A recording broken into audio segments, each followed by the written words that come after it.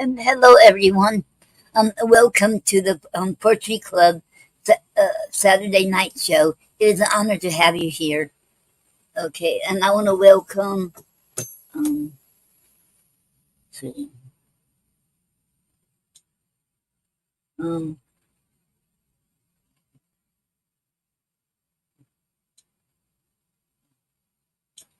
okay, see.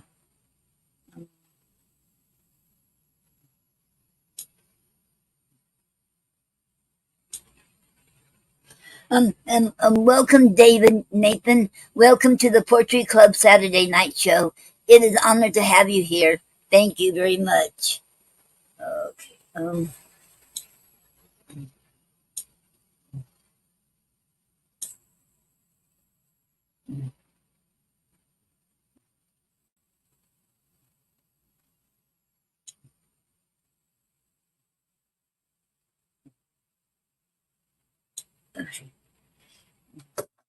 And welcome to the Poetry Club Saturday night show. It is an honor to have each one of you all here. Um, hello. A Facebook user said, hello. Um, okay, that would be in the Poetry Club. Let me go see who it is. Who it is? Okay.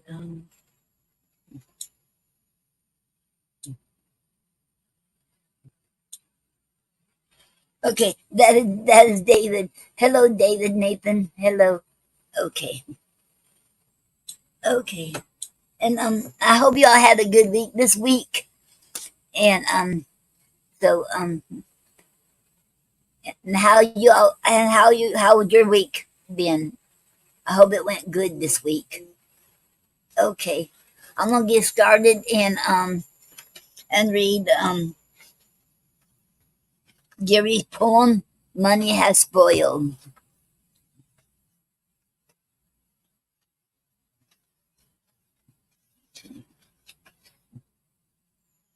Okay.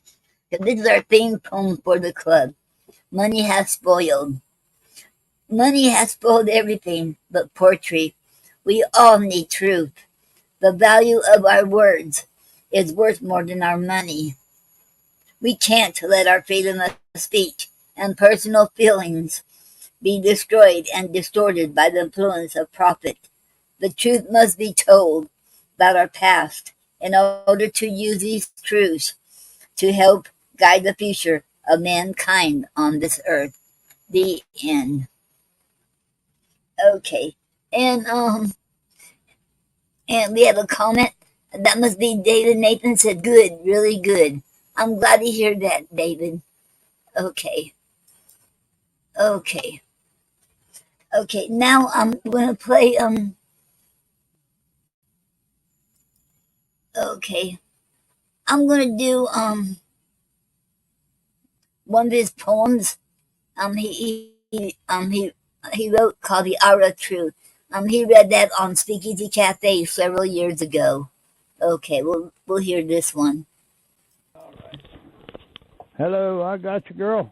Okay. Hey, Mr. Gary, how are you, sweetheart? I'm doing just fine. And I thought I'd bring you a little one of my old poems called The Aura of Truth. And it starts like this. The poetry is a communication of truth, a necessity of understanding. A necessity of understanding something you can believe in. A comfort to your well-being to know the world you're living in. Know and to feel. Evils will be spread to the open mind. The love of others shall be in kind. End poem. Wow. Anyway. Why are you giggling? Oh, because this is still scribbled up from the first time I wrote it. I never got it typed out anywhere. And I was trying to follow my arrow over here to another sentence before you do the other 2 or 3 sentences, stuff like that.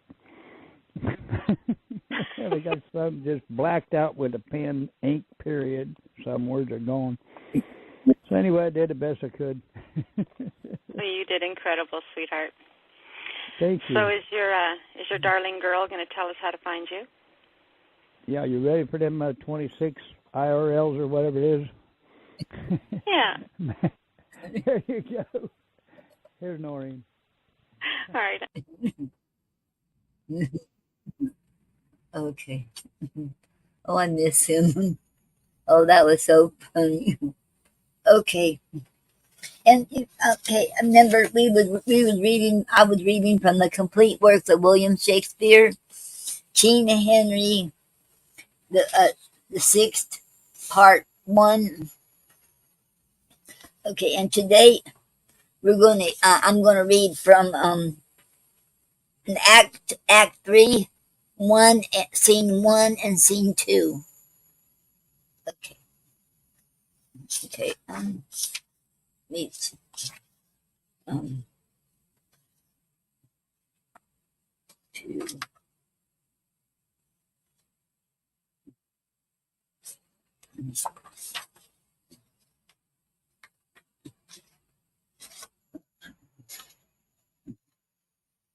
Okay, and this is okay, and I'm reading from the complete works of William Shakespeare, Volume 1. Okay. Oh yes, and I'm going to do something different I haven't done in a while. Toward the end here, I will be reading some of my poetry too. I haven't done that in a while, so I decided I'm going to do that. Okay, okay, okay. This is Act 3, Scene 1. In London, the Parliament House. Flourish. Enter King Exeter, Gloucester, Warwick, Somerset, and Suffolk.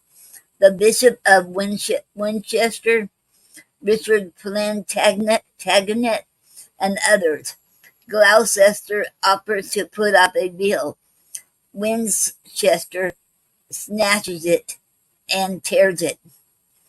And Winchester says, "Comest thou with deep premeditated lines, with written pamphlets, studiously devised, Humphrey of Gloucester, if thou canst accuse, or aught intendest to lay unto my charge, do it without invention, suddenly, as I with sudden and extemporal speech, purpose to answer what thou canst object." Gloucester, presumptuous priest, this place commands my patience, or thou shouldst find thou hast dishonored me. Think not, although in writing I preferred the manner of thy vile, outrageous crimes, that therefore I have forced, or am not able verbatim to rehearse the method of my pen. No prelate, such is thy audacious wickedness, thy lewd, pestiferous, and licentious pranks, as very infants prattle of thy pride.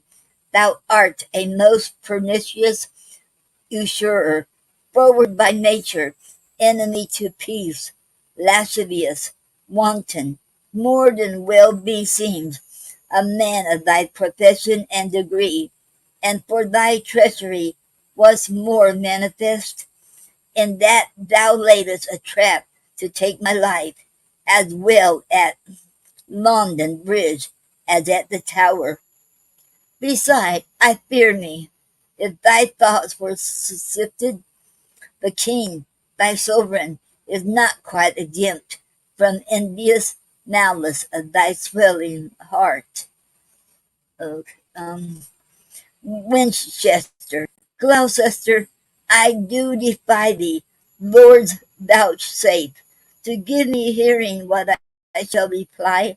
If I were covetous, ambitious, or perverse, as he will have me, how am I so poor? Or how haps it I seek not to advance or raise myself, to keep my wounded calling, and for dissension, who prefereth peace more than I do, except I be provoked? No, my good lords, it is not that offends, it is not that hath incensed the Duke. It is because no one should sway but he, no one but he should be about the king, and that engenders thunder in his breast, and makes him roar these accusations forth. But he shall know I am as good, and Gloucester as good. Thou bastard of my grandfather, Winchester. Loud lordly sir, for what are you, I pray, but one imperious in another's throne?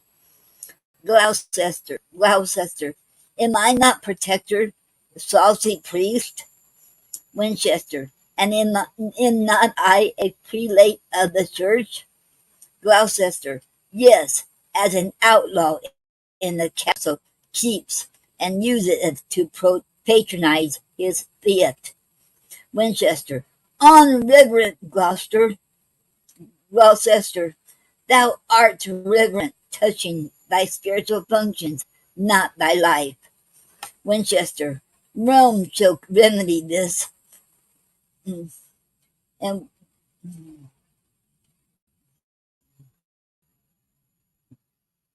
Warwick, Rome thither then. Somerset, my lord, it were your duty to forbear. And Warwick, see the bishop be not overborne.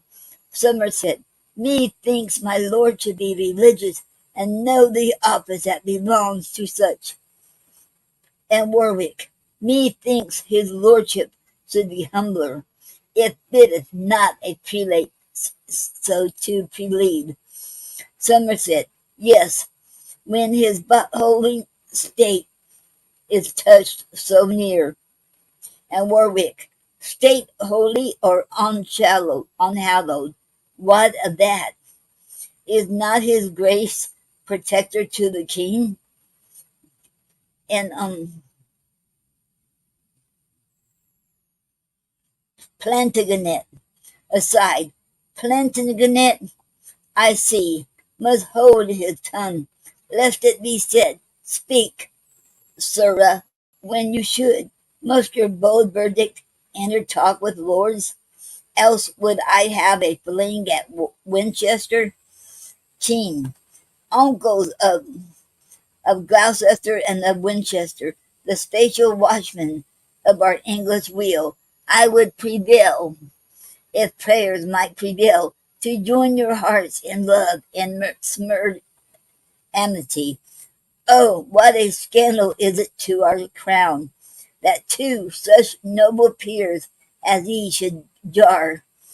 Believe me, lords, my tender years can tell civil dissension is a viperous worm that gnaws the bowels of the commonwealth.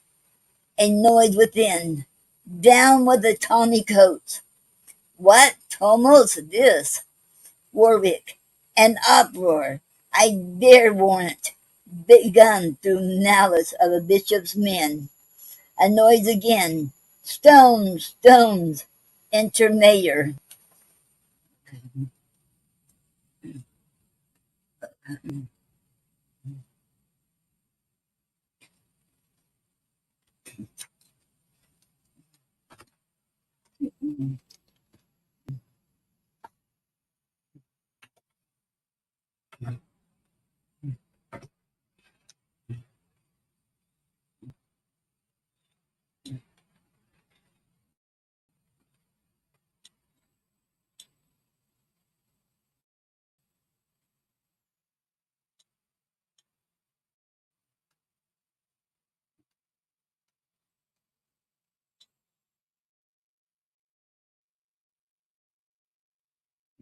Um,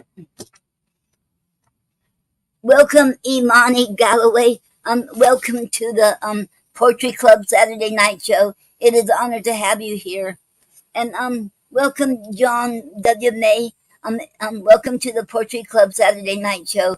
It is an honor to have you here. Okay.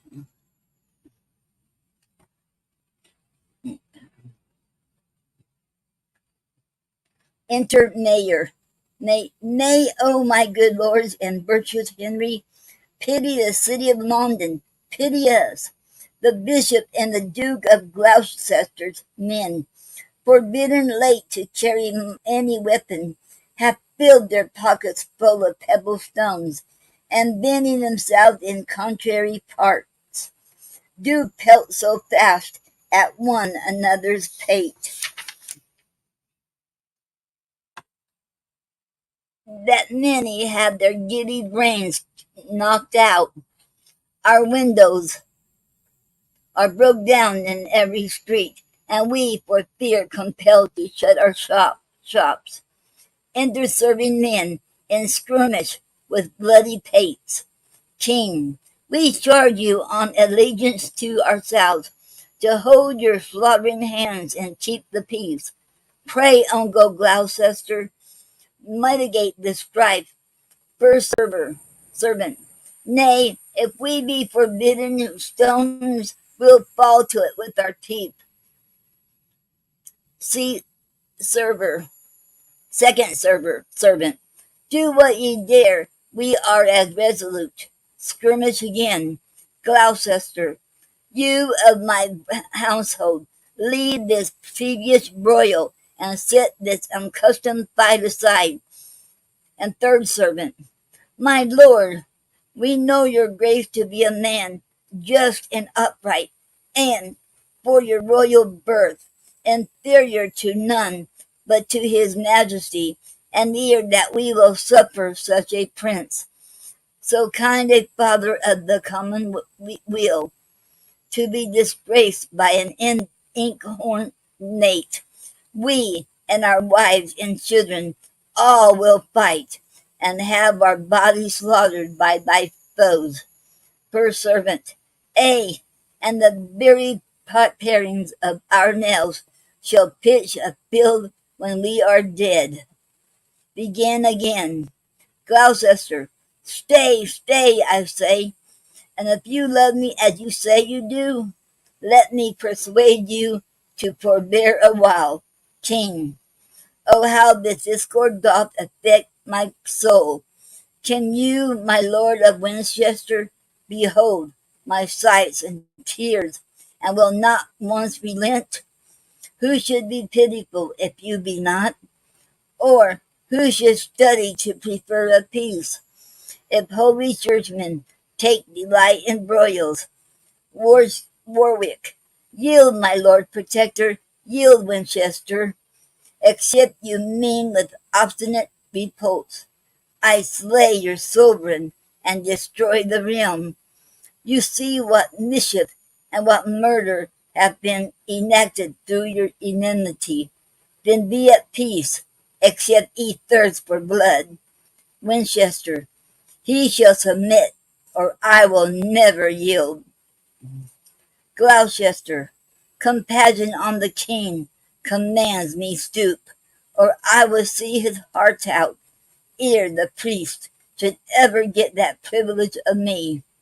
Warwick, behold, my lord of Winchester, the duke hath vanished, moody, discontented, furry, as by his smooth brows it doth appear. Why look you still so stern and tragical? Gloucester, here, Winchester, I offer thee my hand. King, fie, Uncle Beaufort, I have heard you preach that malice was a great and grievous sin, and will not you maintain the thing you teach, but prove a chief offender in the same.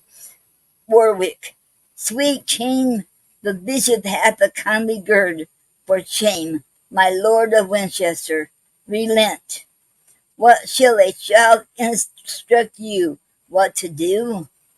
Winchester, well, Duke of Gloucester, I will yield to thee. Love for thy love, and hand for hand I give. Gloucester aside, ay, but I fear me with a hollow heart. See here, my friends and loving countrymen, this token serveth for a flag of truce betwixt ourselves and all our followers. So help me God, as I dissemble not. Winchester, aside. So help me God, as I intend it not. King. O loving uncle, kind Duke of Gloucester, how joyful am I made by this contract. Away, my masters, trouble us no more, but join in friendship, as your lords have done. First servant, content, all to the surgeons. Second servant, and so will I. Third servant, and I will see what physic the taverns affords. Execute serving men and Mayor and Warwick. Accept this scroll, most precious sovereign, which in the right of Richard Plantagenet we do exhibit to your anxiety, to your majesty. Okay. Hello, Soul Angel. Um, y- um, yes, everything. Yes, it all is well. Okay, okay. I hope all is well with you too, Soul Angel.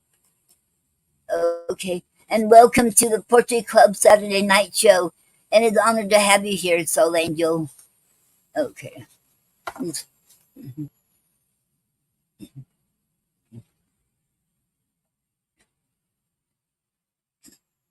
Let me find my place now. Um, mm, mm.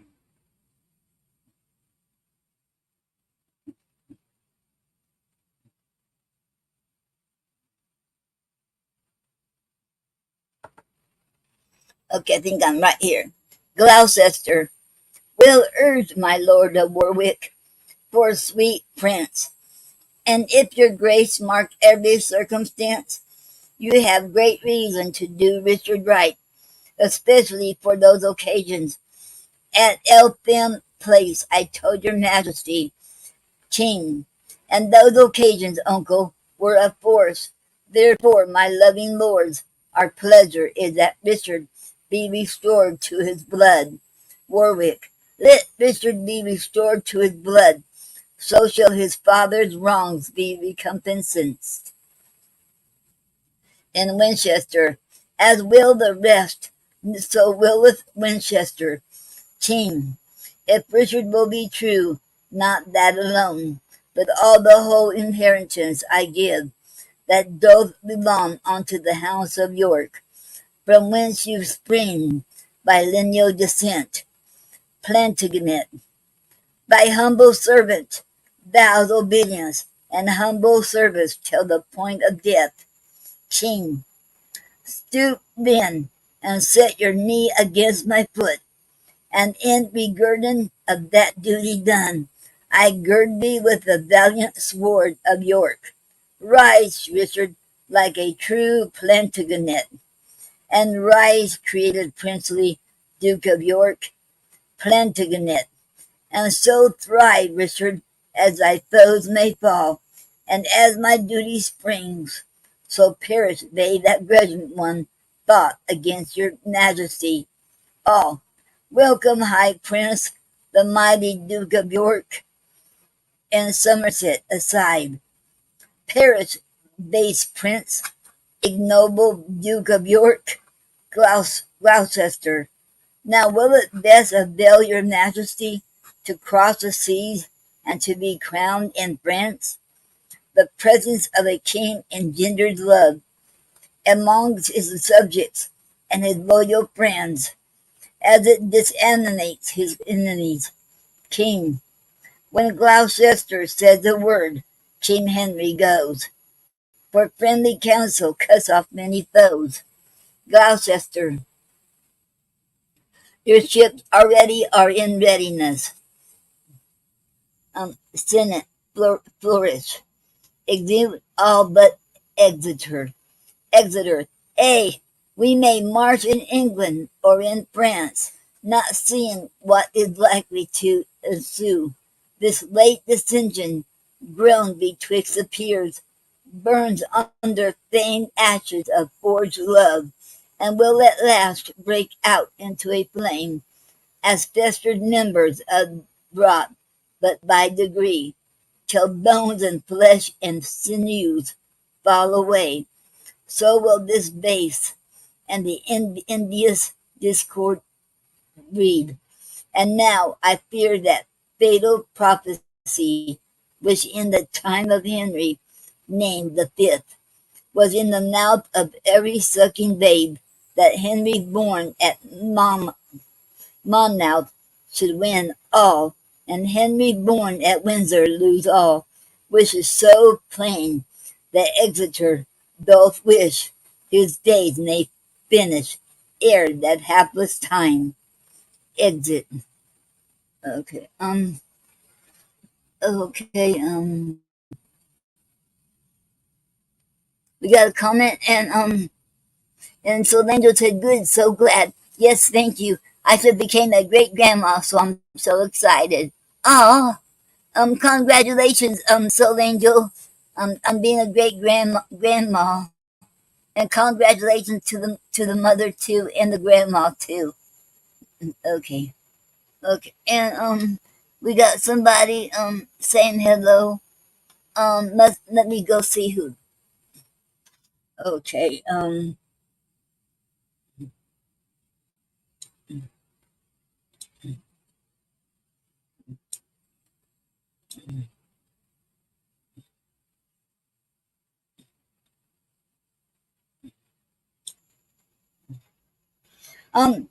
hello, Geoffrey, um, Oker. Welcome to the Poetry Club Saturday Night Show. It is an honor to have you here. Thank you. Okay. And Daryl Hall said, "Congratulations, congrat." Okay. Thank you very much. Okay. Oh, she's talking to Soul Angel. Okay.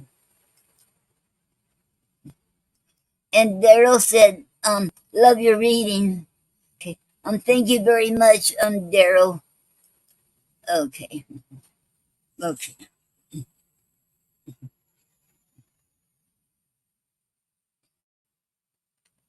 Oh yeah, and welcome Daryl to the Daryl Hall to the Poetry Club Saturday Night Show. It is an honor to have you here. Thank you. Okay, now see where I left off at. Um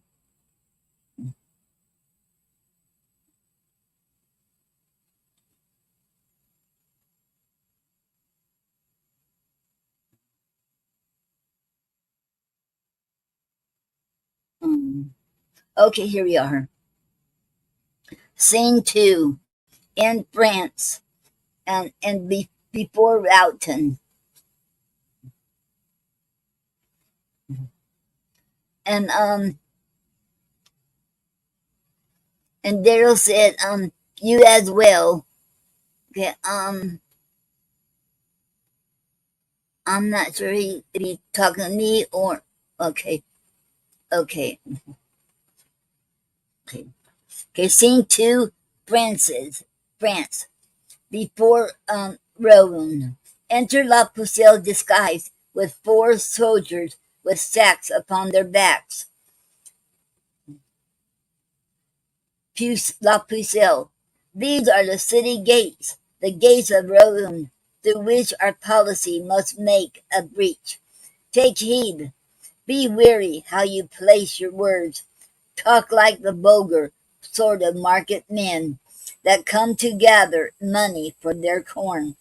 If we have entrance, as I hope we shall, and that we find the slothful watch but weak, I'll by a sign give notice to our friends, that Charles the Dauphin may encounter them.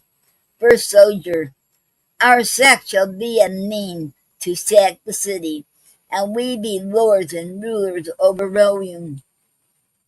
Therefore we'll knocks, watchmen, within. Qui está là? La Pucelle says, Paysans, Pabier de France, poor market folks that come to sell their corn. Watchmen, enter, go in, the market bell is rung. And La Pucelle, now Roun, I'll shake thy bulwarks to the ground. Exit. Enter Charles, the bastard of Orleans, Alencon, Rainier, and forces. And Charles, Saint Denis, bless his happy stratagem, and once again will sleep secure in Rouen. And the bastard of Orleans says, here enter the La Pucelle and her practicants. Now she is there. How will she specify where is the best and safest passage in? Rainier, by thrusting out a torch from yonder tower, which once discerned, so that her meaning is no way to that, for weakness which she entered. Enter La Pucelle on the top, thrusting out a torch burning. And La Pucelle, behold, this is the happy wedding torch that joineth Rouen unto her countrymen, but burning fatal to the Talbotites. Exit. And bastard of Orleans says, see, noble Charles, the beacon of our friend, the burning torch in yonder turret stands. And Charles, now shine it like a comet of revenge, a prophet to the fall of our foe. Rainier, defer no time, delays have dangerous ends. Enter and cry the Dauphin presently, and then do execution on the watch. Alarmum exit. And alarminum. Enter Talbot in an excursion. Talbot, France, thou shalt rue this treason with thy tears. If Talbot but survive thy treachery, Pucelle, that witch, that damned sorceress, hath wrought this hellish mischief unawares, that heartily we escape the pride of France. Exit. And alarm, excursions, Bedford, brought in sick in a chair, enter Talbot and Burgundy without. Within La Pucelle, Charles Bastard, Alencon, and Rainier on the walls. La Pucelle, good morrow, gallants. Want ye come for bread? Want ye corn for bread? I think the Duke of Burgundy will fast before he'll buy again at such a rate. 'Twas full of darnel. Do you like the taste? And scoff on, vile fiend and shameless courtesan. I trust you're long to choke thee with thine own, and make thee curse the harvest of that corn. Charles, your grace may starve, perhaps before that time. And Bedford, oh, let no words, but deeds revenge this Trajan. Pucelle, what will you do, good greybeard? Break a lance, and run a tilt at death within a chair? Talbot, foul fiend of France, and hag of all despite, encompassed with thy lustful paramours, becomes it thee to taunt his valiant age, and twit with cowardice a man half dead? Damsel, I'll have a bout with you again, or else let Talbot perish with this shame. Pucelle, are ye so hot, sir? Yet first, Pucelle, behold thy peace. If Talbot do but thunder, rain will follow. Okay. Um. Okay. Okay. Hello, honey Holly. Thank you very much. Okay, and welcome to the Poetry Club Saturday Night Show. It is an honor to have you here. Okay, and um, hello, Christine Jaggernaut. And welcome and welcome to the Poetry Club Saturday Night Show. It is an honor to have you here. And Christine said, "Happy Saturday, Miss Noreen," and happy Saturday to you too, Christine. Okay, and then we have somebody said, okay, and welcome, Christine, to the Poetry Club Saturday Night Show. It is an honor to have you here. And we have a Facebook user said, hello, there. Let me find out who that is. Oh, Robbie. Okay, hello, Robbie. Welcome to the Poetry Club Saturday Night Show. It is an honor to have you here. Okay, okay, and then Christine said, "Thank you, dear. You're very welcome, Christine."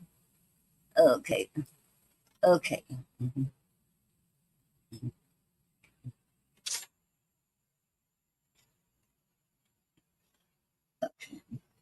Um, uh-oh.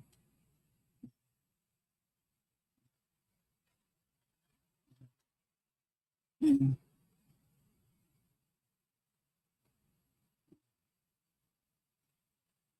Like, okay, like peasant footboys do, they keep the walls. And dear, I think that's where I left off. No, here it is.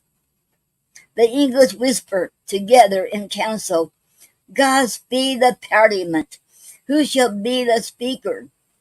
And Talbot, dare ye come forth and meet us in the field? Pucelle, belike your lordship takes us in for fools, to try if that our own be ours or no. Talbot, I speak not to that railing Ecate, but unto thee, Alencon, and the rest. Will ye, like soldiers, come and fight it out? Alendon, Signor, no. Talbot, Signor, hang. Base muleteers of France, like peasants' footboys, do they keep the walls, and dare not take up arms like gentlemen. And Pucelle, away, captains, let's get us from the walls, for Talbot means no goodness by his looks. God be with you, my lord. We came but to tell you that we are here, exulant from the walls, Talbot, and there will we be too, ere it be long, or else reproach be Talbot's greatest fame. Thou, Burgundy, by honour of thy house, pricked on by public wrongs, sustained in France, either to get the town again or die, and I, as sure as English Henry lives, and as his father here was conqueror, as sure as in this late betrayed town, great Cordeline's heart was buried, so sure I swear to get the town or die. And Bur-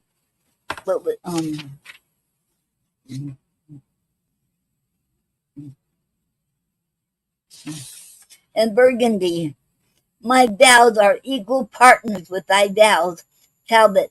But ere we go, regard this dying prince, the valiant Duke of Bedford.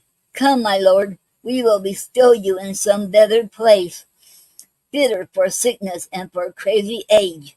Bedford, Lord Talbot, do not so dishonour me. Here will I sit before the walls of Rouen, and will be partner of your weal or woe. Burgundy, courageous Bedford, let us now persuade you, Bedford, not to be gone from hence. For once I read that stout Pendragon in his litter sick came to the field and vanquished his foes. Methinks I should revive the soldiers' hearts. because I ever found them as myself. And Talbot, undaunted spirit and a dying breast, then be it so. Heavens keep old Bedford safe, and now no more ado, brave Burgundy, but gather we our forces out of hand, and set upon our boasting enemy, exultant all but Bedford and attendants. Okay. Um,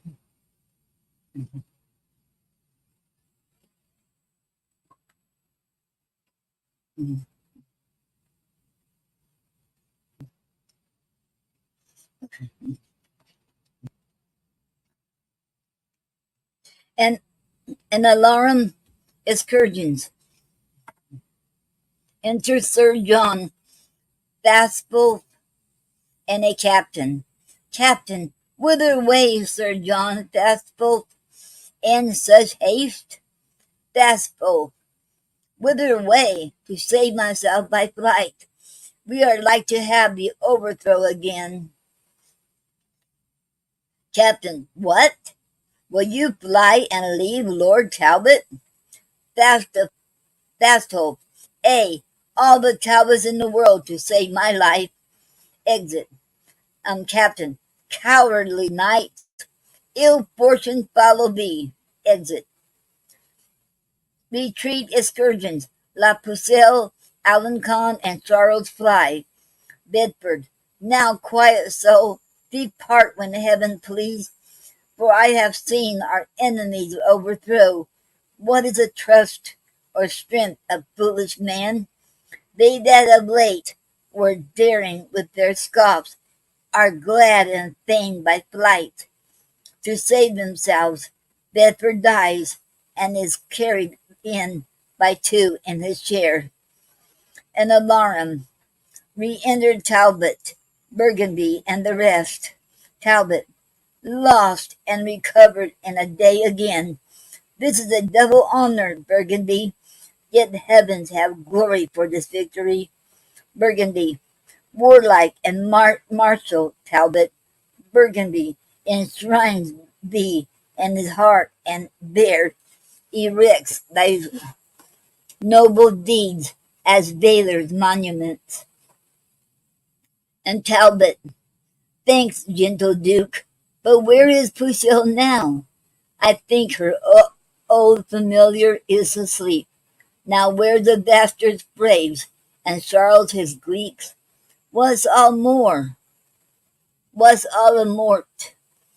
Rouen hangs her head for grief, that such a valiant company are fled. Now will we take some order in the town, placing therein some expert officers, and then depart to Paris to the king. For there young Henry with his nobles lie. Burgundy, what wills Lord Talbot please us? Burgundy, Talbot. But yet, before we go, let's not forget the noble Duke of Bedford, late deceased, but see his esquisse fulfilled in Rouen. A braver soldier never couched lance, a gentler heart did never sway in court. The kings and mightiest potentates must die, for that's the end of human misery. Exeunt. Okay, that's the end right of scene two, and I will do scene three not this coming Saturday, but next Saturday, because this coming Saturday is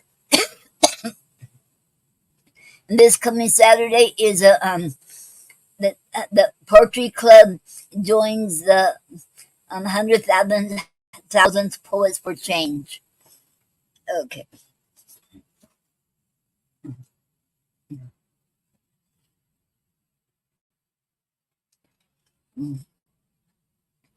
Okay. Let's see.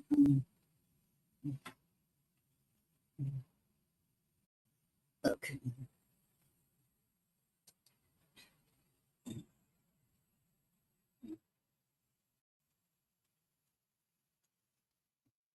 Okay. And now I'm going to read Our Lee by Elizabeth Barrett Browning. We're still on the sixth book, and there's 9 books altogether. Okay.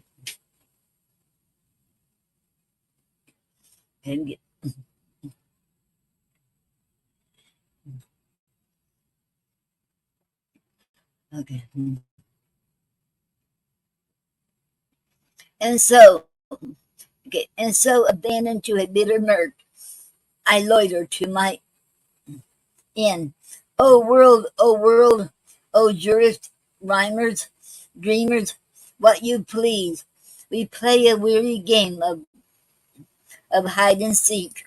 We shape a figure of our fantasy, call nothing something, and run after it, and lose it. Lose ourselves too in the search, till clash against us comes a somebody who also has lost something and is lost. Philosopher against philanthropist, academician against poet, man against woman, against the living, the dead, then home with a bad headache, and worse yet, and worse jest. To change the water for my heliotropes and yellow roses, Paris has such flowers, but England also. 'Twas a yellow rose by that south window of the little house. My cousin Romney gathered with his hand on all my birthdays for me, save the last. And then I shook the tree too rough for roses to stay after. Now my maps. I must not linger here permitly till the last nightingale is tired of song, and the last firefly dies off in the maze. My soul's in haste to leap into the sun and scorch and seethe itself to a finer mood, which here in the chill north is apt to stand too stiffly in former molds. That phase persists, it floats up, it turns over in my mind, as like to Miriam, as one dead, as alike, the same alive, and very deed, a face and not a fancy. Though it vanished so, the small fair face between the darks of hair I used to liken, when I saw her first, to a point of moonlit water down a well, the low brow, the frank space between the eyes, which always had the brown pathetic look of a dumb creature who had been beaten once, and never since was easy with the world.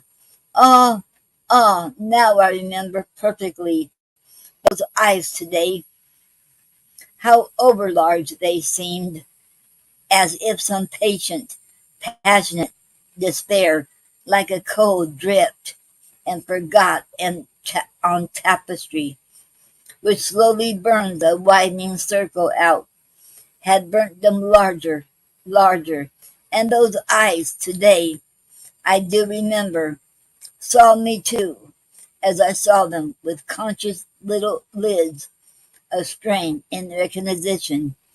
Now a fantasy, a simple shade or image of the brain, is merely passive, does not retroact, is seen but sees not. 'Twas a real face, perhaps a real Marion, which being so, I ought to write to Romney, Marion's here, be comforted for Marion.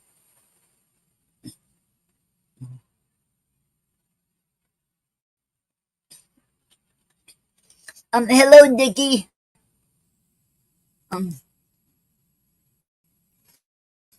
okay. um, Hello, Dickie.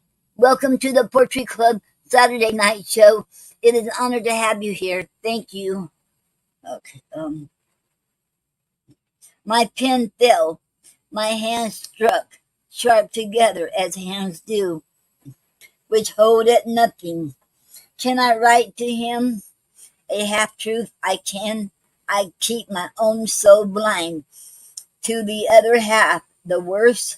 What are our souls, if still to run on straight, a sober pace, nor start at every pebble or dead leaf? They must wear blinkers, ignore facts, suppress 6/10 of the road. Confront the truth, my soul, and oh, as truly as that was Marian's face, the arms of that same Marian clasped a thing not hid so well beneath the scanty shawl. I cannot name it now for what it was. A child, small business, has a castaway like Marian, with that crown of prosperous wives, at which the gentlest she grows arrogant, and says, my child, who find an emerald ring on a beggar's middle finger, and require more testimony to convict a thief? A child's too costly for so mere a wretch. She filched it somewhere, and it means with her, instead of honor, blessing, merely shame. I cannot write to Romney. Here she is. Here's Marian found. I'll set you on her track. I saw her here in Paris, and her child. She put away your love 2 years ago, but plainly not to starve. Yet you suffered then, and now that you forgot her utterly, as any last year's annual, as any last year's annual, in whose place you planted a thick flowering evergreen. I I choose, being kind, to write and tell you this, to make you wholly easy. She's not dead, but only damned. Stop there. I go too fast. I'm cruel like the rest, in haste to take the first stir in the at rat, in the errors for a rat, and set my barking, biting thoughts upon a child. What then? Suppose a neighbor sick, and asked her, Marian, carry out my child in this spring air. I'd punish her for that. Or say the child should hold her around that neck, for good child reasons that he liked to sow, and would not leave her. She had winning ways. I brand her therefore that she took the child, not so. I will not write to Romney Lee, for now he's happy. And she may indeed be guilty, and the knowledge of her fault would draggle his smooth time. But I, whose days are not so fine they cannot bear the rain, and who, moreover, having seen her face, must see it again, will see it, by my hopes of one day seeing heaven too. The police shall track her, hound her, ferret their own soil, will dig this Paris to its catacombs, but certainly will find her, have her out, and save her, if she will or will not, child or no child. If a child, then one to save. The long weeks passed on without consequence, as easy to find a footstep on the sand.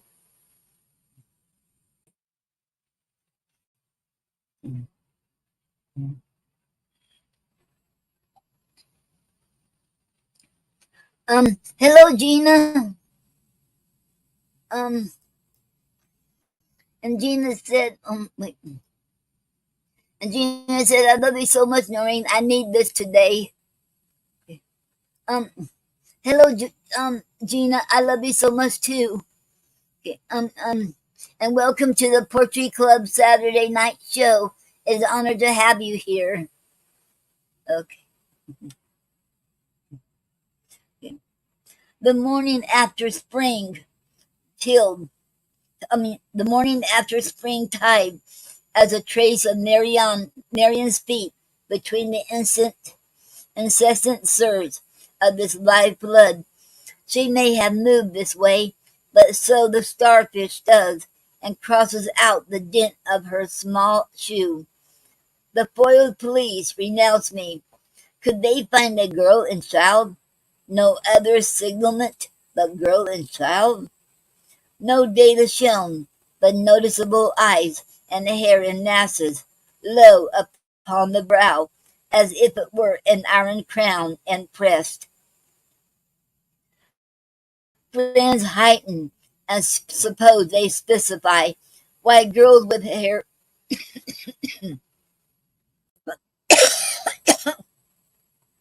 Excuse me, you all. I'm sorry about that.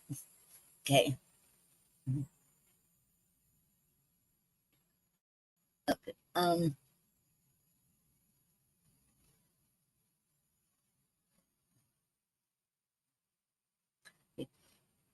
No data shown, but noticeable eyes and hair in masses low upon the brow, as if it were an iron crown and pressed.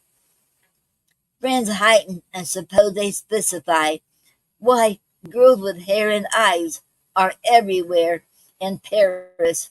They had turned me up in vain. No Marian Earl, indeed, but certainly Matildas, Justines, Vittoras, or if I sought the English, Betzes, Sarahs, by the score. They might as well go out into the fields to find their speckled beam that's somehow specked.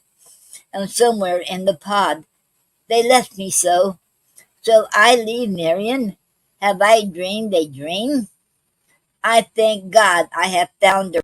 I must say, thank God for finding her. Although it is true I find the world more sad and wicked for it. But I'll write about her presently, my hands a tremble as I had just caught up my heart to write with, in the place of it. At least you take these letters to be writ, all sea and storm. Wait now, a simple chance did all. I could not sleep last night, and tired of turning on my pillow in harder thoughts, went out at early morning when the air is delicate with some last starry touch, to wander through the marketplace of flowers, the prettiest haunt in Paris, and make sure at worst that there were roses in the world. So wandering, musing with the artist's eyes that keeps a shade aside of the thing it loves, half absent, whole observing, while the crowd of young vivacious and black-braided beads get quick as finches in a blossom tree among the nosegays, cheapening this and that in such a cheerful twitter of rapid speech. My heart leapt in me, startled by a voice that shook slowly, faintly, with long breaths that marked the interval between the wish and word, inquired in stranger's French, "Would that be much, that branch of flowering mountain gorse? So much? Too much for me, then," turning the face round so close upon me that I felt the sigh it turned with. "Marian, Marian," face to face. "Marian, I find you. Shall I let you go?" I held her too slight wrist with both my hands. "Oh, Marian, Marian, can I let you go?" She fluttered from me like a cyclamen, as white, which taken in a sudden wind, beats on against the palisade. "Let pass," she said at last. "I will not," I replied. "I lost my sister, Marian, many days. and sought her ever in my walks and prayers, and now I find her.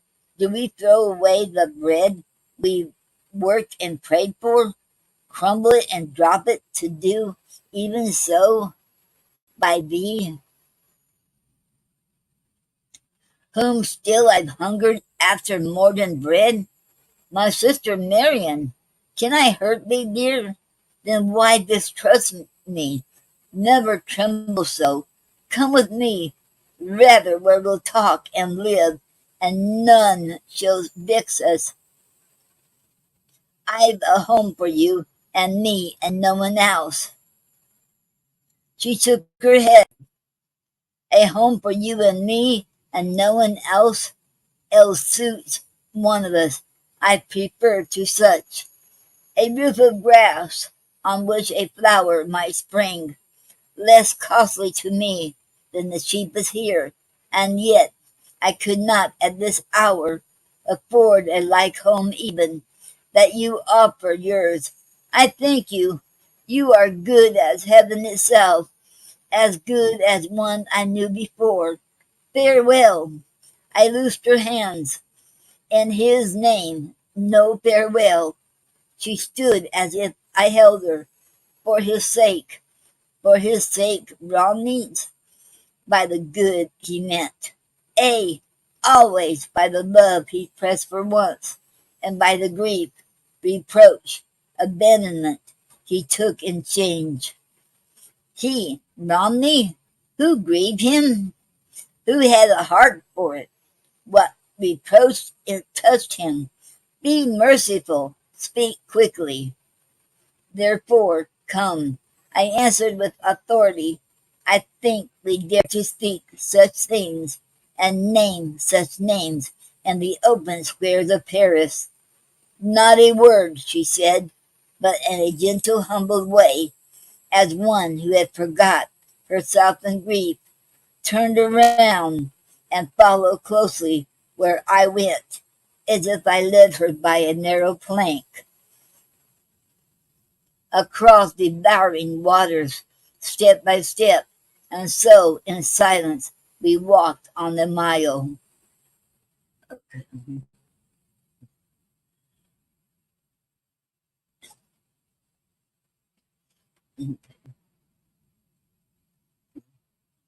Okay.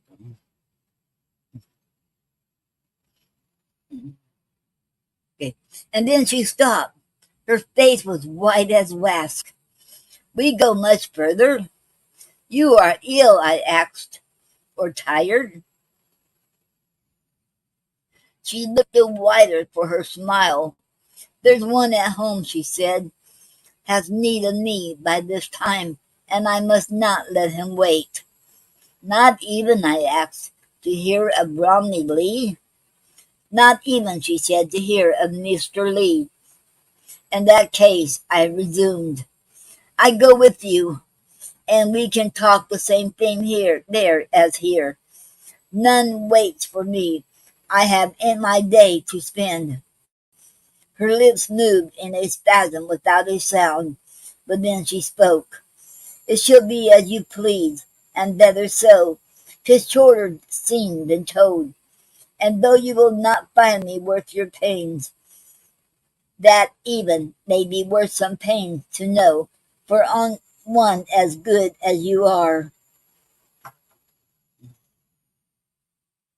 Then she led the way, and I, as by a narrow plank, across devouring waters, followed her, stepping by her footsteps, breathing by her breath, and holding her with eyes that would not slip. And so without a word, we walked a mile, and so another mile without a word, until the people's streets, being all dismissed, house rose in groups, all scattered like a flock. The market gardens thickened, and the long white walls beyond, like spiders outside threads, stretched, feeling blindly toward the country fields through the half-built habitations and have dug foundations, intervals of trenchant shock that bit betwixt the grassy uneven turfs, um, where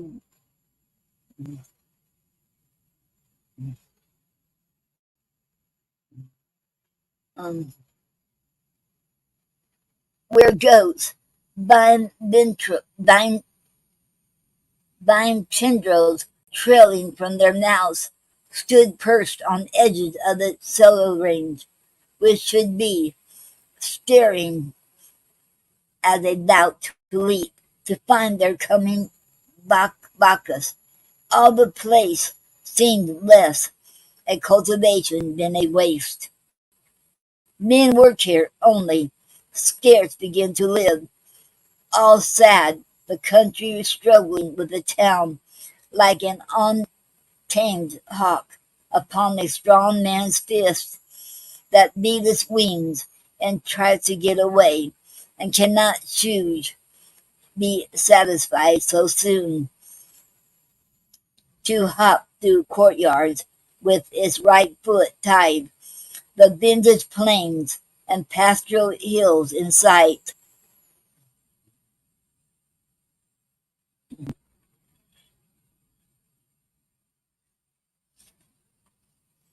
Um,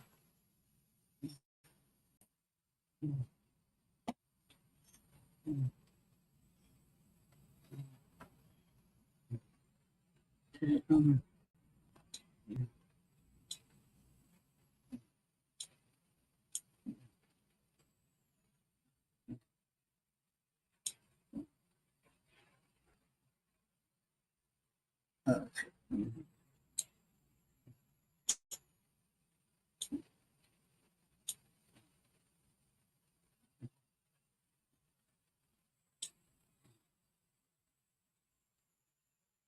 okay,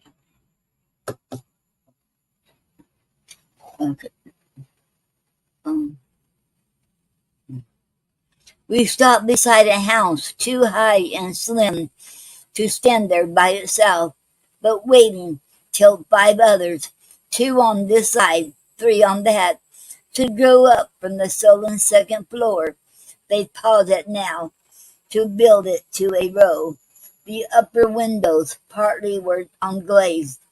Meantime, a meagre on right house, a line of rigid poplars elbowed it behind, and just in front, beyond the lime and bricks that wronged the grass between it and the road, a great acacia with its slender trunk and overpoise of multitudinous leaves, in which 100 fields might spill their dew, an intense verdure, yet fine room enough, stood reconciling all the place with green. I followed up the stair. Upon her step, she hurried upward, shot across a face. A woman's on the building, on the landing. How now, now? Is no one to have holidays but you? You said an hour, and stayed 3 hours, I think, and Julie waiting for your letters here. Why, if he had waked, he might have waked for me. Just murmuring an excusing word, she passed and shut the rest out with the chamber door, myself shut in beside her. 'Twas a room scarce larger than a grave, and near as bare, two stools, a pallet bed. I saw the room, and mouse could find no sort of shelter in it, much less a greater secret, curtainless. The window fixed you with its torturing eyes, defying you to take a step apart if peradventure you would hide a thing. I saw the whole room, I and Marian there alone. Alone? She threw her bonnet off, then sighing, as as twere a sighing the last time, approached the bed and drew a shawl away. You could not peel a fruit you feared to bruise more calmly and more carefully than so, nor would you find within a rosier flushed pomegranate. There he lay upon his back, the yearning creature, warm and moist with life to the bottom of the dimples, to the ends of the lovely trembled curls about his face.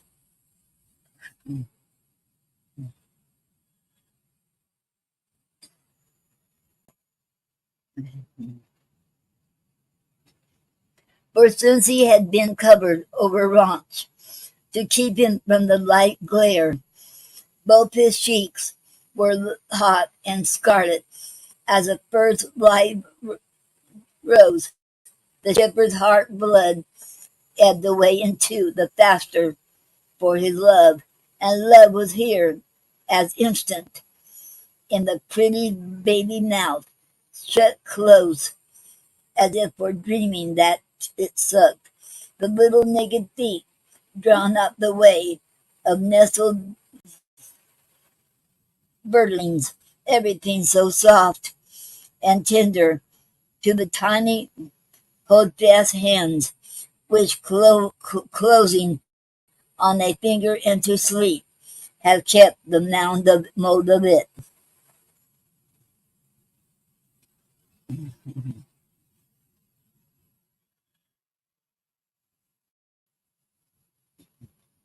While we stood there dumb, for oh, that it should take such innocence to prove just guilt, I thought, and stood there dumb. The light upon his eyelids pricked them wide, and staring out at us with all their blue, as half perplexed between the angelhood he had been away to visit in his sleep, and our most mortal presence.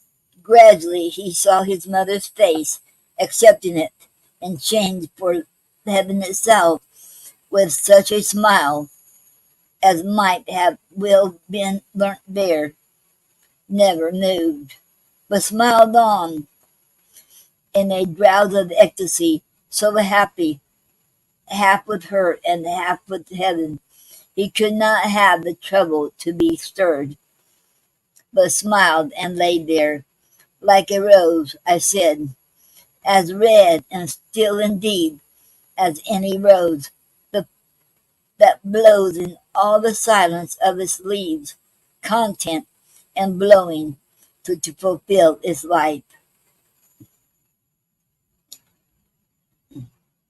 She leaned above him, drinking him as wine.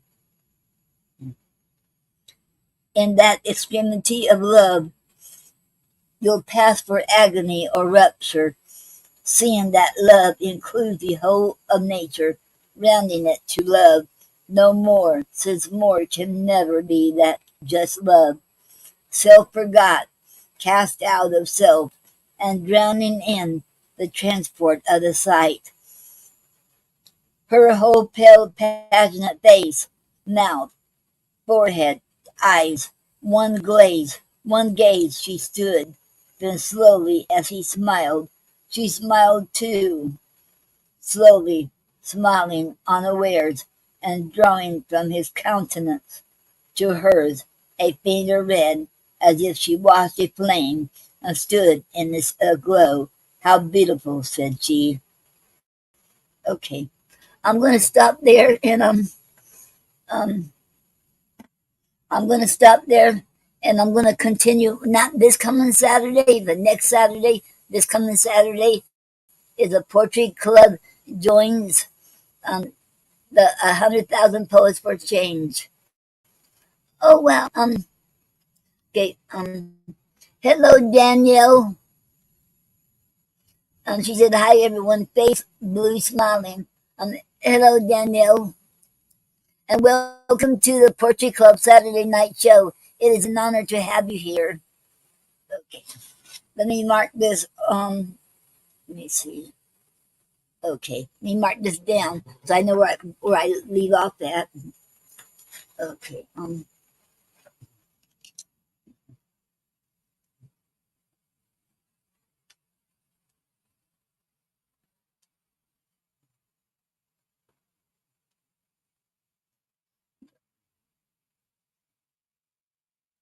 Okay.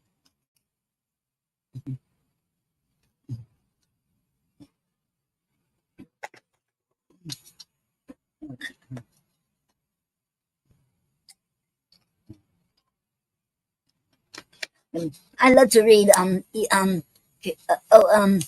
And Daniel said, thanks. You're very welcome, Danielle. Because Elizabeth Barrett Browning, um, and I was reading from Ara Lee by Elizabeth Barrett Browning. And Elizabeth Barrett Browning, she is a phenomenal poet and writer. Her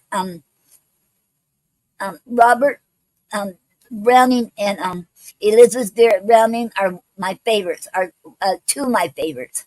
I have more than one, than them two, but they're just astounding. Wow, I love. They were so romantic together, and wow, and I love them too. Okay,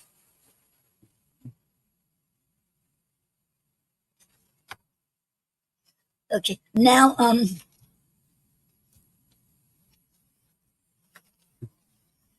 going to do a poetic form, and today's poetic form is called Minute. Okay. And I found this on shadowpoetry.com.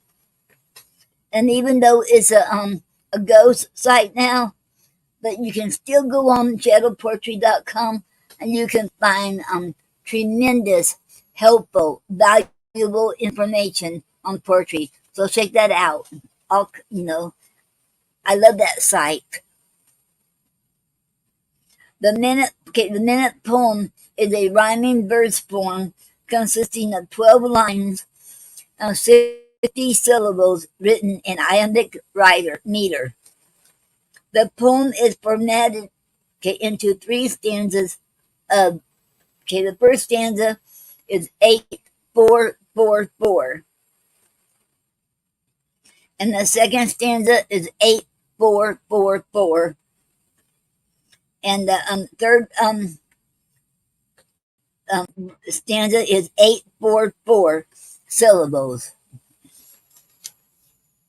And the rhyme scheme is as follows: A A B B C C D D E E F F, and that is a minute poetic form. Okay, and that was the end of that. Um,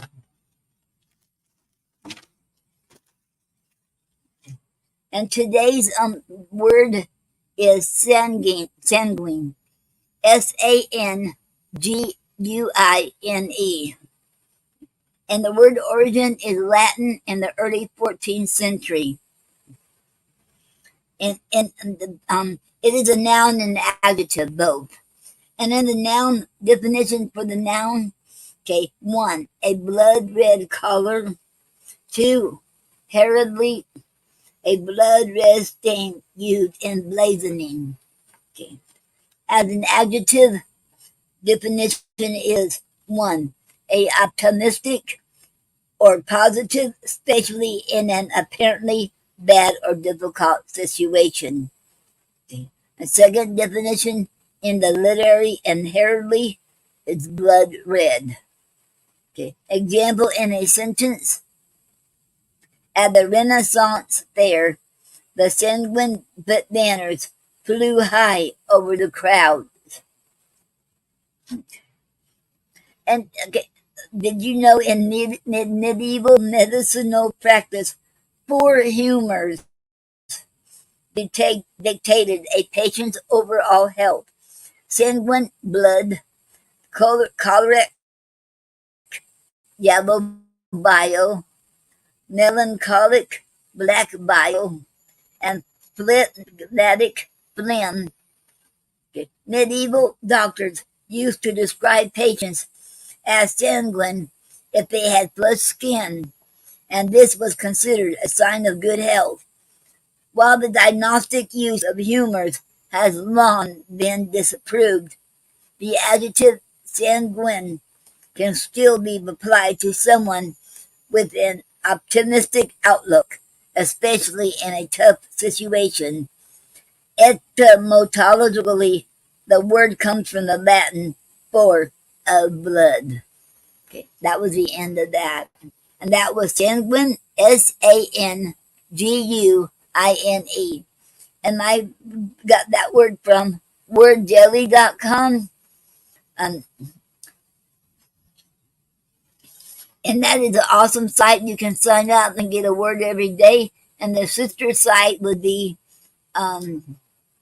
wordgenius.com.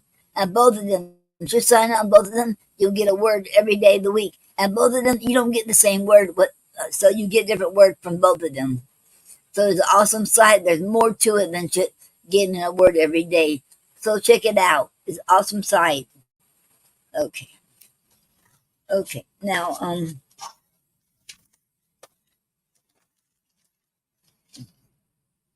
okay. Okay. Before we go into Potpourri, I started this poem, and I did I was doing a haiku. So far, I got 2 haikus together. I'm going to do about a couple more, or maybe more, and put them together as a poem. But this is a backstory of this poem. The reason I did this poem about Froggy is because on Nyla Alicia's page, couple weeks ago, I think it was, and she wanted us to write a haiku, and any haiku has to do with Froggy and with a frog, something to do with a frog, and then and all this month is haikus, and each week will be a different kind of haiku. I don't mean a different kind. I mean a different subject. And you should go on there and you'll find out. And on her page on Facebook, and she's having a drawing. So the more haikus you put up there, the more drawings you'll be in. Let's say you wrote 10 haikus. Well, you'll be in her drawing 10 different times. But it has to be, um, like what her subject is, whatever she had. Okay. Okay, this is what I got so far. It's called Froggy. Okay, that's my work title. Okay. Oh, handsome Froggy, let me kiss you while you turn into my Gary. Kiss me, just believe, and I'll become your Gary. Come here, kiss me. Now, come here. Wait, let me start this again. I got it mixed up here. Okay. Oh, handsome Froggy, let me kiss you while you turn into my Gary. Kiss me, just believe, and I'll become your Gary. Now, come here, kiss me. That's what I got so far. I'm gonna put about 2 more haikus in there, and or maybe more, but that's what I have so far. Okay, I just want to share that with you. Okay, and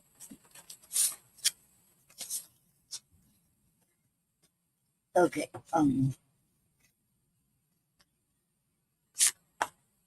okay.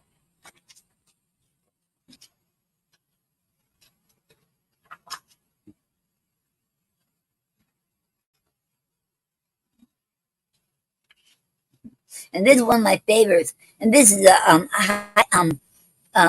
blitz poetic form, and this is the very first poetic a blitz poetic form that I have written, and it's called Close to Orchestra.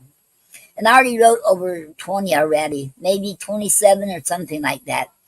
Okay. This is called Close to Orchestra. Okay. Um,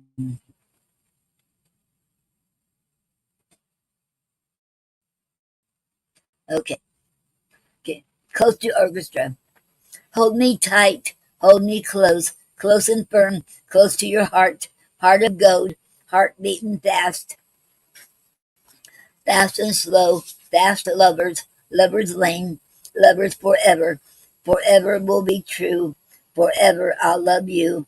You are my world, you are precious, precious as a gem, precious as poems, poems from the heart, poems of love, love me tender, love so true, true to my word, true as vows, vows of marriage, vows on broken heart, on broken promises, promises of success, promises of marriage, marriage of in love, marriage is give and take. Take me as I am, take me now, now is the time, now, not tomorrow. Tomorrow I'll be here. Tomorrow might come. Come with me. Come here. Here it is. Here is my key. Key to my heart. Key to my soul. Soul and spirit. Soulmate for life. Life is grand. Life like an orchestra. Orchestra music is beautiful. Orchestra music like love. Love beautiful. The end. Okay. Let's see.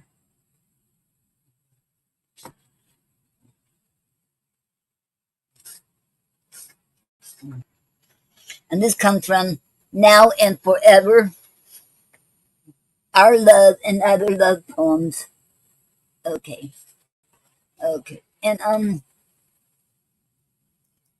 Danielle said beautiful. Oh, thank you very much, Danielle. Thank you. I sure appreciate it. Thank you. Okay. And this I'm gonna read one of Gary's called On My Back Porch.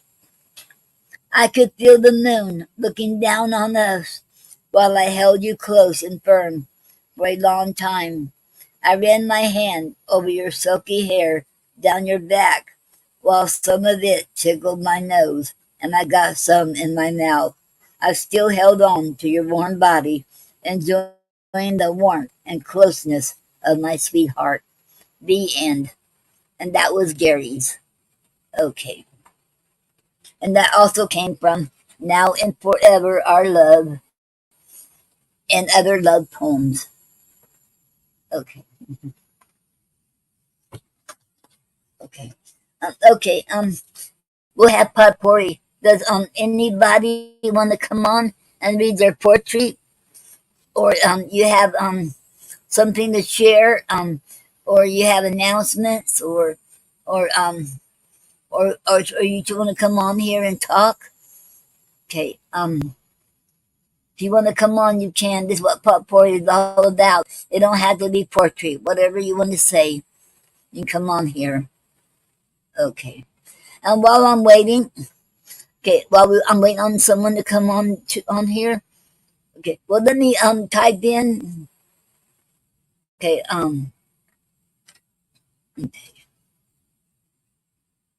Oh wow. Hello, Marianne Morehouse Huggins Upper. Oh wow. Thank you. Is an welcome to the Poetry Club Saturday night show. It is an honor to have you here, Marianne. Thank you very much. Okay. And let me type in here in case anybody wants to come on, so you'll have um the link to the in the studio.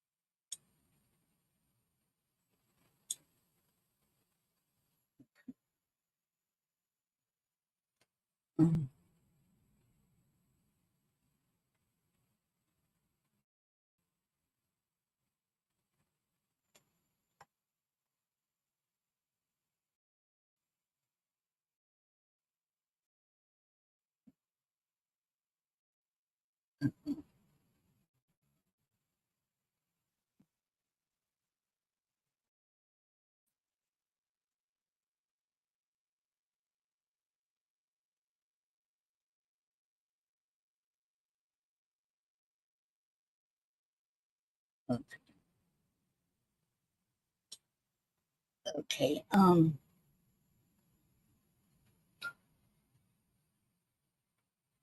Uh, um. Okay. You can copy and paste it to get in and put on your address bar, or you can just and click on it. It should take you right in the studio, and you don't have to download anything. So hit the link, click on the link, or copy and paste it on the address bar, and you'll come right with where I'm at, right here in the studio. Okay.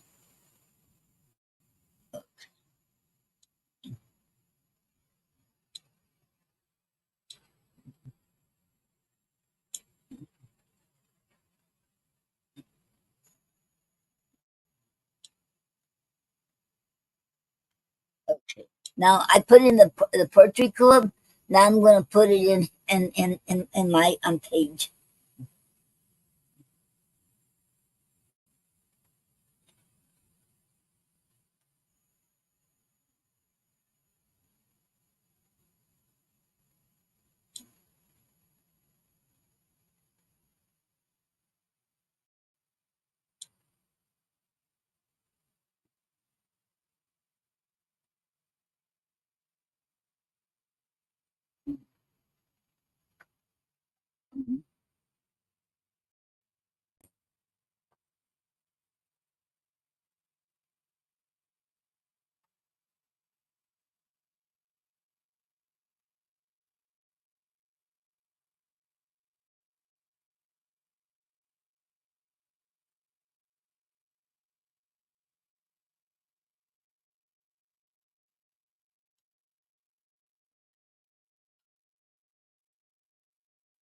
Okay. I have it on my page too now, and okay.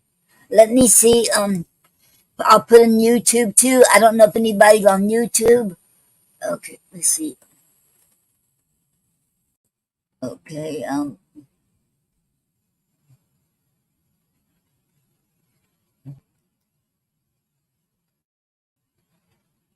Mm,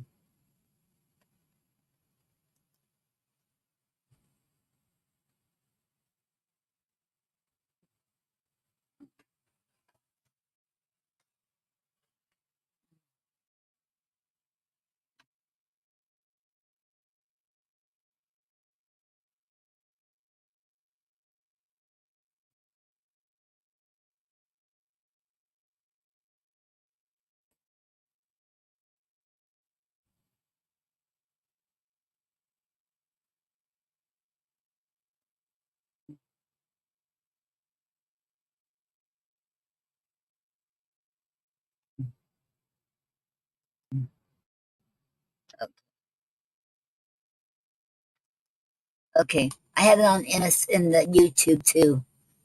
Okay. And I want to give a shout out to Star. And Star is about some she's my first buyer of my card Christmas cards. You get 20 in a pack for $40, and so she bought them from me, and my first buyer. So thank you, Star. She got it from Ko-Fi, so you can check it out on Ko-Fi, and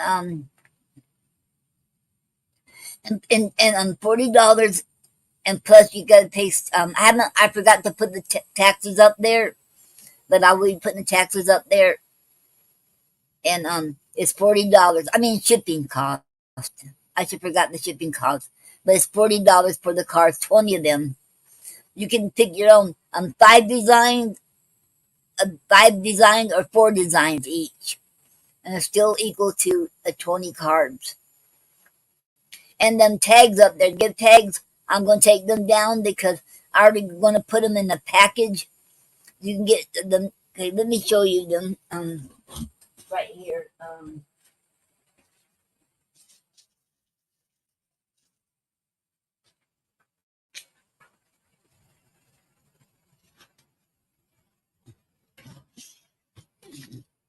Um, the Christmas cards come. I got this design so far. And inside of them is my poem I wrote for him. Okay. I wrote the poem, and this one here, peace and joy on the outside. I'll read it to you inside. It says, may your life be filled with peace and joy, laughter and happiness. May you be surrounded with family and friends, making beautiful memories this Christmas season and throughout the year, and wishing you a very Merry Christmas. And that's this here. It will be 20 in a package. And this was a Santa's leg in a chimney. And here, it's Christmas time. Make Santa feel at home with cookies and a glass of milk. You know he's here when you hear the bell chime on the hour. It's midnight, and now it's time for ho, ho, ho. Merry Christmas, everyone. Okay. That's more like it when you got kids. You want to send to a family with kids. Okay. Okay. Oh. Okay. And this one is wishing you a Merry Christmas. And this wishing you a very Merry Christmas with all your wishes and dreams come true. With God, all things are possible. Okay.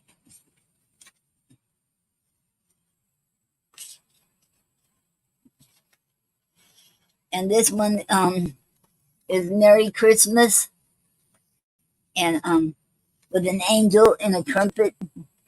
And inside it says, let's not forget the real reason why we celebrate. And that, my friend, is Jesus, the birth of Jesus. Let's give praises and glory. Hallelujah, hallelujah. Merry Christmas. Okay. And this one is not completed yet. This one right here, and it got joy at the end of it. Okay, and inside of it, it says, oh, wow. I gotta get that yet. Okay, okay.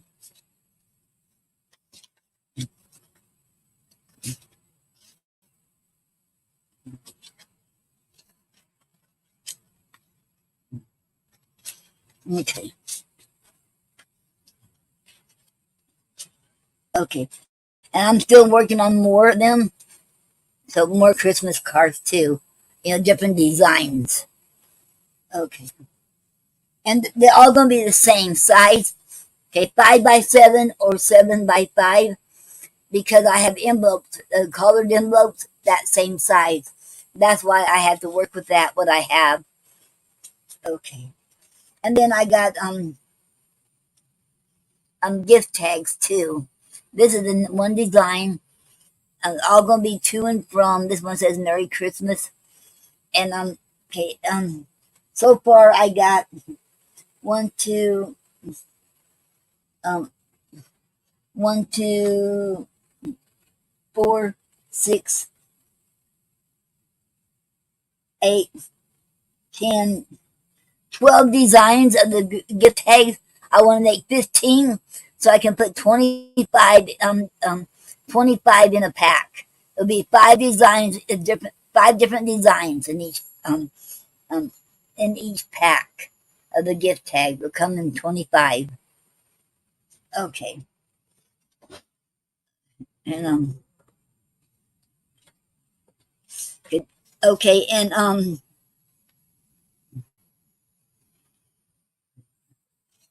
okay, and if you're interested in Tupperware, well, get a hold of me. And I sell Tupperware too, so I do that. And okay, and tomorrow is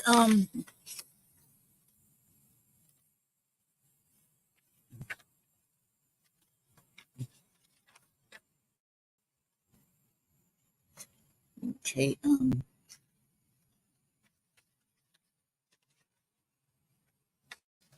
okay, here it is. Okay. Tomorrow is a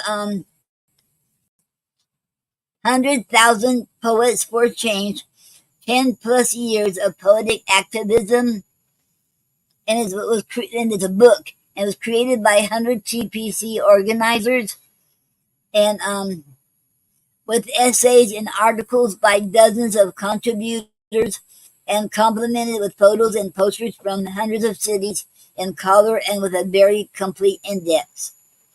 This book is the first attempt to document this movement with an international scope. Okay, and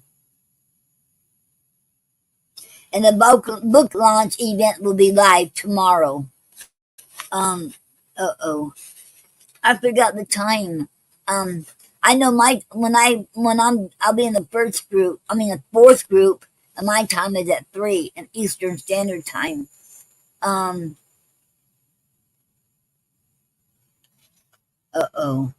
I forgot to mark it down the time. Okay, I will share it with you all later and put it up there. Okay, let me see. I can find out right now. Okay. Mm,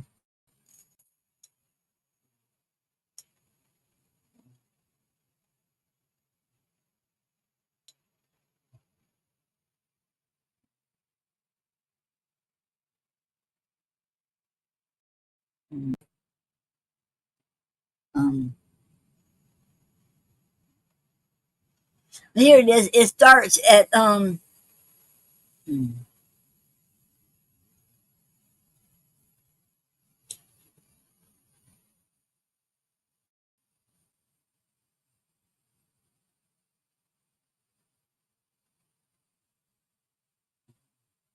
Okay, here it is. It starts at 2 p.m. to 4 p.m. Eastern Standard Time tomorrow. 100 TPC virtual book launch worldwide. Okay. And okay, you all can watch it on StreamYard. I mean not StreamYard. You can watch it on Facebook, the 100 TPC official website on Facebook, or you can watch it on YouTube. 100 TPC on their website on YouTube.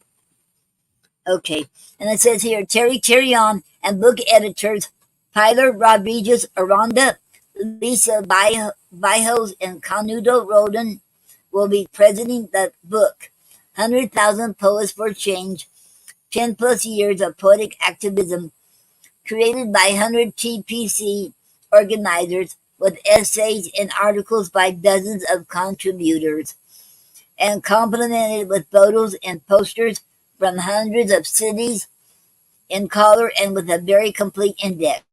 This book is the first attempt to document this movement with an international scope. Many of the book contributors will be also present, talking about the book, reading from it, and sharing the joy of having accomplished this milestone in the history of poetry. So you can come and join and watch it. Okay, and next Saturday we're having the Poetry Club joins the 100,000 Poets for Change. We're going to be at um,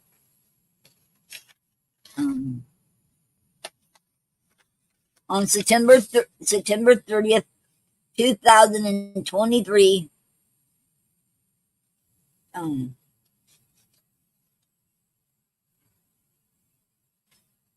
okay. And theme is justice, peace, and sustainability. And and please have at least one piece to perform. And if you want, you can make sure you have like 2 to 3 in case we have time for 2 to 3. But no more than 3. We shouldn't have time for that. Okay. And if you want, you can submit a short a bio note, and one headshot or a picture of you, to be published on Maxwinette, a poetess official website. And her email address is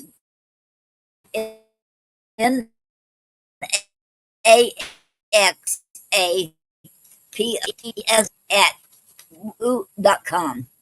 Okay, and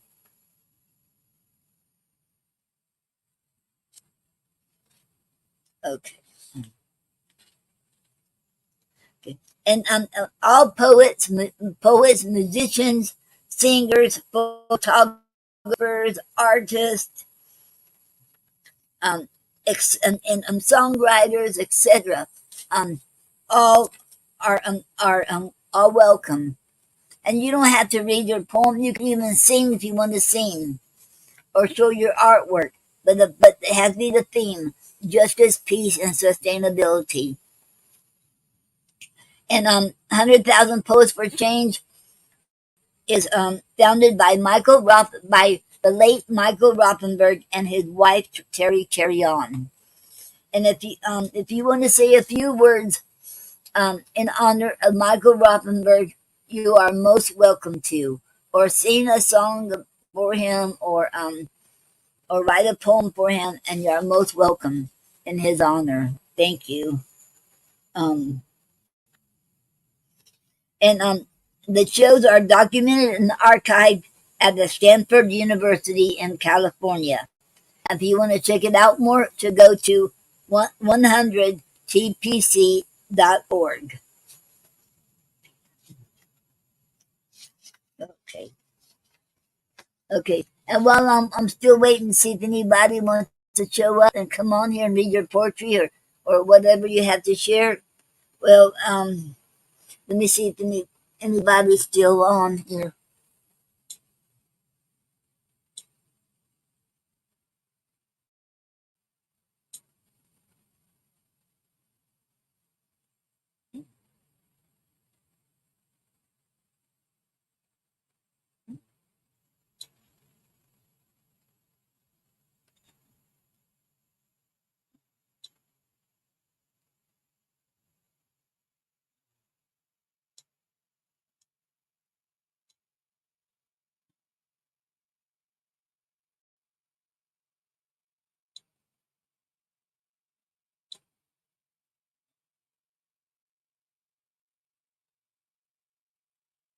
Okay, don't look like anybody else is on here now. Um,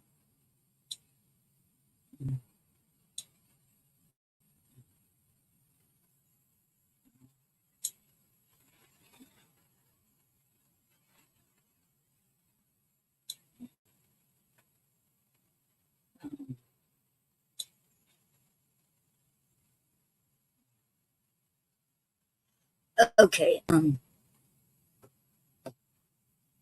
Okay, there's no one here. I'm on there, but okay. I have some more announcements to make. Um, let's see.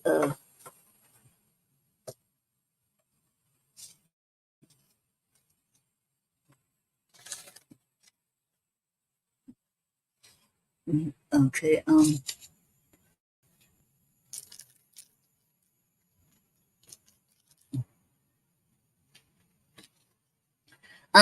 Craig Kirkland has a show called the TVP show with Amazia the Great, and you can find on it's on Great Amazia on his YouTube channel. It's 5 o'clock Eastern Standard Time, and his guest will be tomorrow. Would be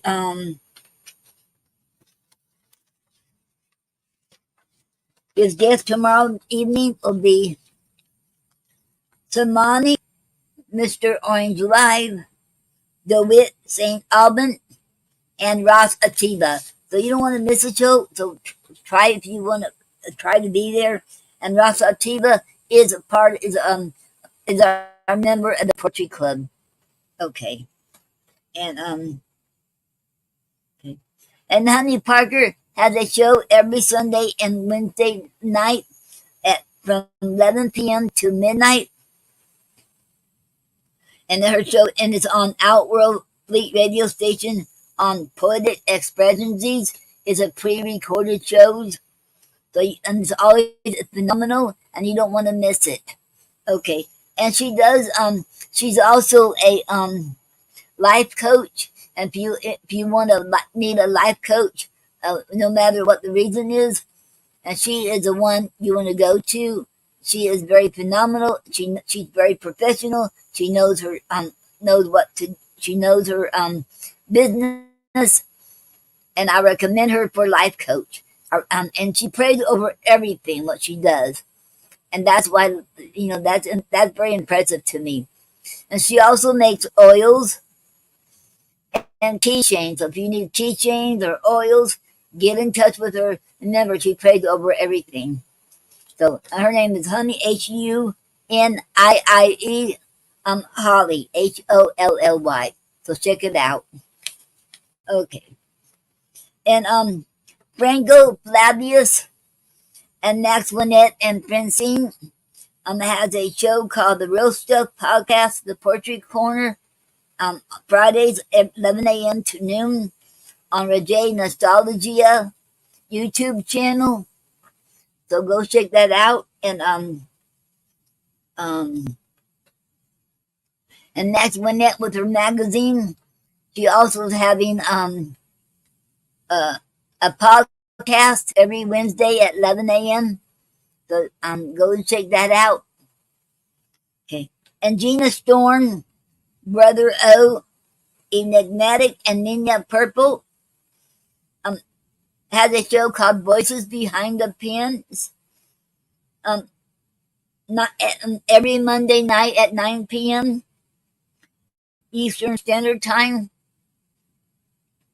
on talkshoe.com/show/poet radio-station. Okay, and if you want to read your poems, read your poetry, you can go on there and call in and read your poetry on that show.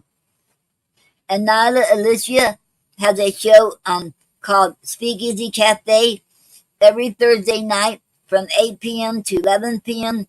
on Block Talk Radio. And if you want to read your poetry, you can go and call in and read your poetry on her show. And this is Gary and my favorite. We've been going to her show since 2010. It's a phenomenal show that you don't want to miss. Okay.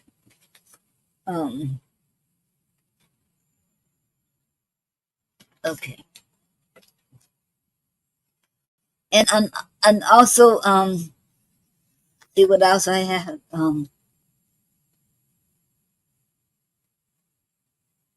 Oh yes.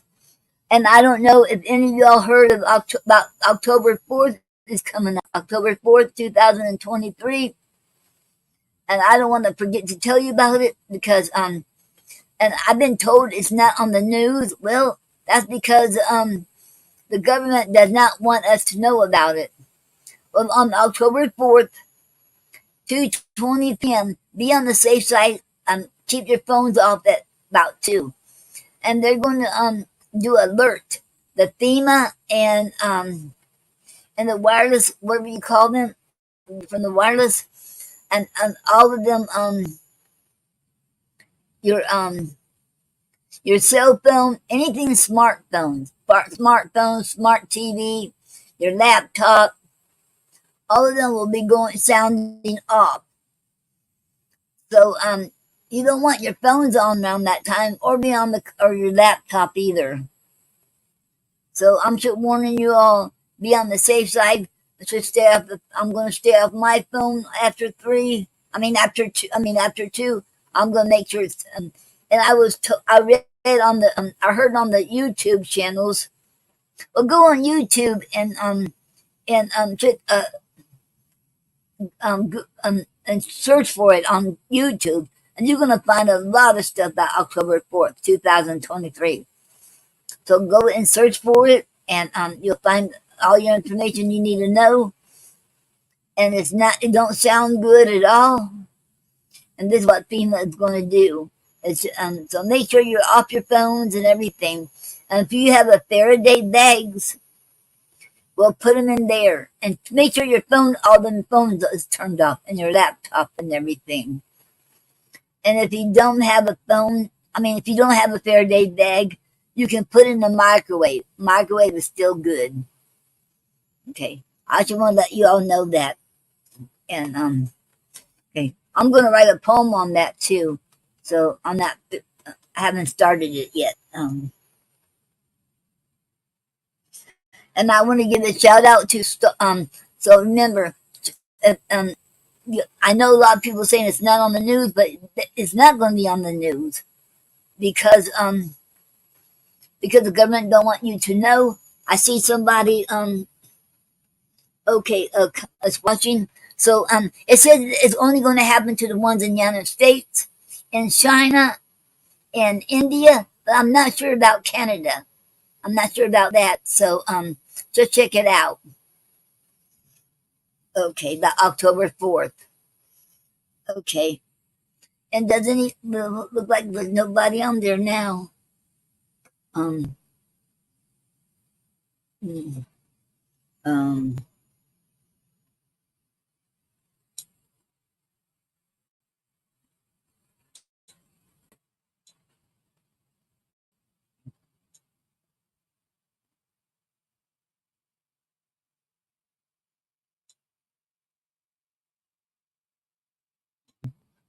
no.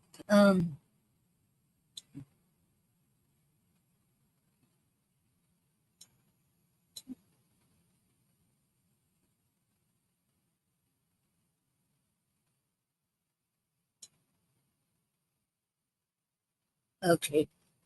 And so do your research, and you'll find out all the information you need about October 4th, not 2023. Because I'm gonna make sure I'm off of it. I might be off it all day. I'm not sure. If I do go on there, it'll be in the morning. Um, but I'm gonna make sure mine is off after 2 o'clock. No phone and no laptop for me. And it's up to everybody. I'm not trying to make y'all listen or do what I say. It's up to you. You use your judgment. You do your homework, and it's up to you. But I still want to let people know because I heard about it, and I've been told it's not in the news. I don't watch TV, so I don't know. I should have been told it's not on the news. So I just want to warn everybody, and it's up to you all. Okay. And I want to shout out to Star once again. Thank you, Star, for being my my purchaser on Ko-Fi and buying the Christmas cards for me. Thank you so very much. Okay. And since there's nobody on here now, I don't think, and I don't let me see if anybody's going to come on here. Um, give them a few more minutes.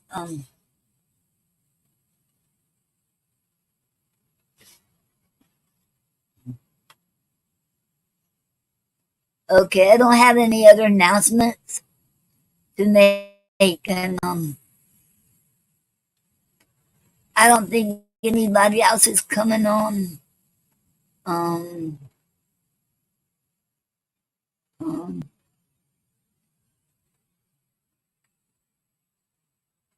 okay, and remember, this coming Saturday, we're going to have the Poetry Club joins 100,000 Poets for Change at 4 o'clock, and so there will be no Poetry Club Saturday night show, and the Poetry Club Saturday night show will resume the following Saturday. Not this coming Saturday, but next Saturday. And okay, and now I'll be closing. Don't look like anybody's coming on. So I wish everyone okay. I want to wish everyone have a great week, a great day, great evening, a great night, a great weekend, and a great week. And I want to thank everybody for showing up here and listening to me. And thank you all so very much for watching. And And may God bless you, bless each one of you all. And remember, you're never too young or too old to live your dreams, and never give up. Thank you all. And I will see you the following Saturday on the Poetry Club Saturday Night Show. And remember, it's still not too late to join the Poetry Club joins Saturday. To join. Wait, I guess my mouth is getting dry.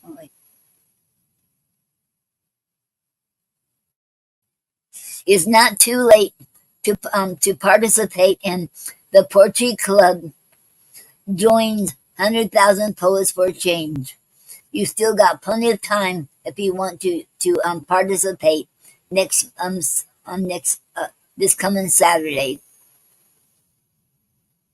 Thank you all, and we love you all, and God bless you all. Thank you. And remember, you have been listening to the Poetry Club Saturday Night Show. And this has been Noreen Snyder as a host. Thank you. Okay.